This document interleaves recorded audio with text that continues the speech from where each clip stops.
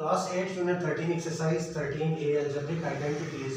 Question की तरफ बढ़ने से पहले एक बार फिर से रिवाइज करते हैं। अगर हमारे पास कोई ऐसी वैल्यू लिखी हो तो उसको हम क्या नाम देंगे? Algebraic expression. अलजेब्रिक एक्सप्रेशन में हर जो एक वैल्यू है इसको नाम दिया जाता है टर्म। अगर वो सिंगल टर्म है तो उसको मोनोमियल एक्सप्रेशन, अगर दो टर्म्स है तो बाइनोमियल एक्सप्रेशन, अगर तीन टर्म्स है तो ट्राइनोमियल एक्सप्रेशन बोलेंगे, और जो डिजिट आपको दिखाई देगा सिंगल उसको हम कांस्टेंट कहेंगे। अब एक टर्म की अगर बात की जाए तो इस टर्म के अंदर जो आपको ये डिजिट दिखाई दे रहा है ये कोफिशिएंट कहलाएगा। उसके साथ ABCXYZ जो भी अल्फाबेट है वो वेरिएबल होगा और उसकी जो पावर होगी उसको हम एक्सपोनेंट कहेंगे। अलजेब्रिक आइडेंटिटीज में हमारे पास ये कुछ फार्मूलाज लिखे हुए हैं जी, इसके अकॉर्डिंगली हम इस क्वेश्चन को हल करेंगे। अब देखते हैं जी question number 5, find the cube. ये एक वैल्यू दी हुई है, इसका हमने क्यूब फाइंड करना है जो कि हमारे पास फार्मूला की शेप में अवेलेबल है। अगर इनकी जगह a और b हो तो हम इस फार्मूले को कैसे ओपन करेंगे? a minus B whole cube same चीज is equal to a cube minus B cube minus 3ab into a minus B. अब यही फार्मूला और यही तरीकेकार आपने अप्लाई करना है 2x माइनस 5 होल क्यूब के ऊपर। जहाँ ए बी है वहाँ पे आप इनकी वैल्यू को रिप्लेस करते जाएं।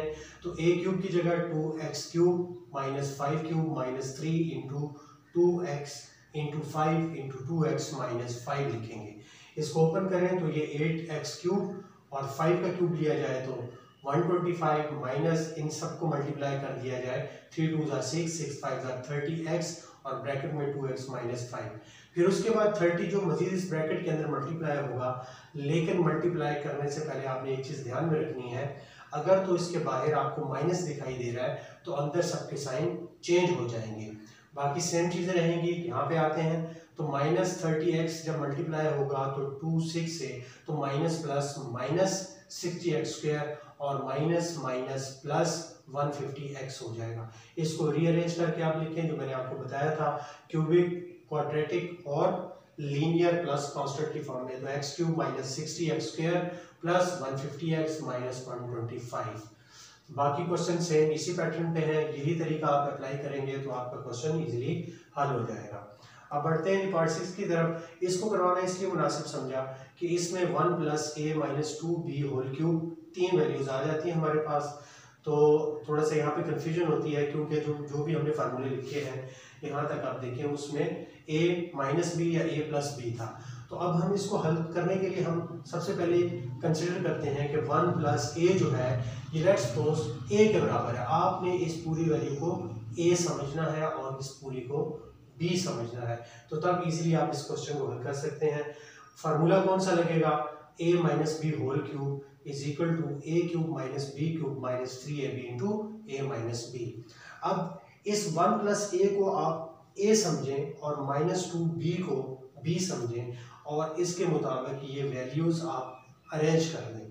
तो सबसे पहले हम a क्यूब था तो हमने कंसिडर किया है कि ये 1 प्लस a क्यूब है तो 1 प्लस a होल क्यूब लिखा, फिर माइनस ये b है b क्यूब लिखा, माइनस ये फार्मूले का 3, फिर a फर्स्ट वाला फिर सेकंड वाला मल्टीप्लाई हुआ और उसके बाद a माइनस बी सेम जो जिस तरह a माइनस बी लिखा हुआ है इस फार्मूले के मुताबिक हमने अरेंज कर लिया।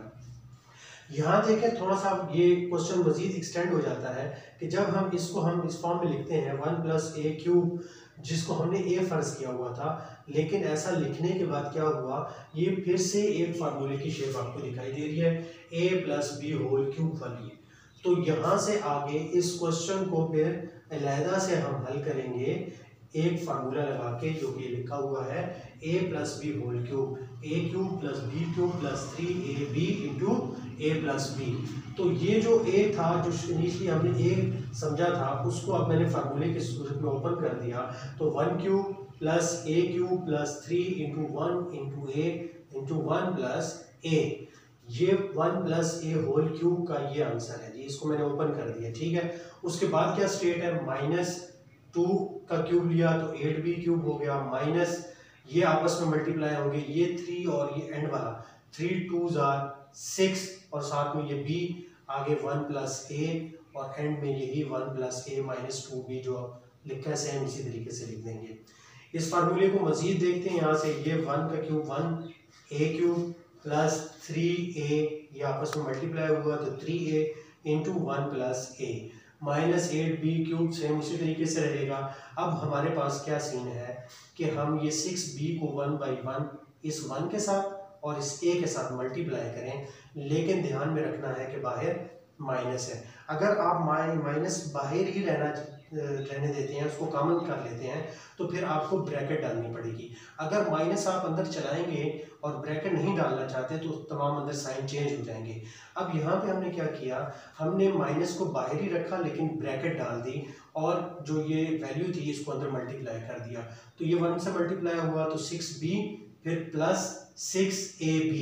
अब देखें यहाँ पे साइन चेंज नहीं हुआ क्योंकि मैंने ब्रैकेट डाल दिया और माइनस को भी अंदर मैंने शिफ्ट नहीं किया। और साथ में आगे ये 1 प्लस a माइनस 2b इसी तरीके से हम नीचे लिखेंगे।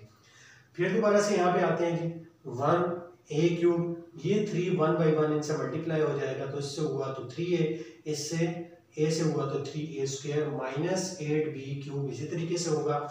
अब देखें जी, अब ये जो ब्रैकेट है और ये ब्रैकेट है, इन दोनों को हमने सॉल्व करना है। कैसे सॉल्व करेंगे, इसका पहला डिजिट आप देखेंगे फर्स्ट टर्म ये इसकी फर्स्ट से मल्टीप्लाई होगी, फिर सेकंड से मल्टीप्लाई होगा, फिर थर्ड से, फिर दूसरे की बारी आ जाएगी, फिर 6a भी 1 से, a से और 2b से बारी बारी मल्टीप्लाई होगा। अब मल्टीप्लाई करते वक्त क्या रखेंगे, अब आपने माइनस का ख्याल रखना है जी। माइनस के साथ मल्टीप्लाई करेंगे तो पहला जब माइनस के साथ मल्टीप्लाई होगा तो -6b आपका आंसर आ जाएगा, ठीक है जी। फिर minus plus minus 6ab, a ये है और b ये है, -6ab, फिर माइनस माइनस प्लस और 6 2 12 और फिर b²। अब बारी आ गई इसकी, फिर दोबारा से -6ab और फिर -a²b, फिर दोबारा से माइनस ये वाला माइनस और ये वाला माइनस मिला के क्या हो गया प्लस 12ab²।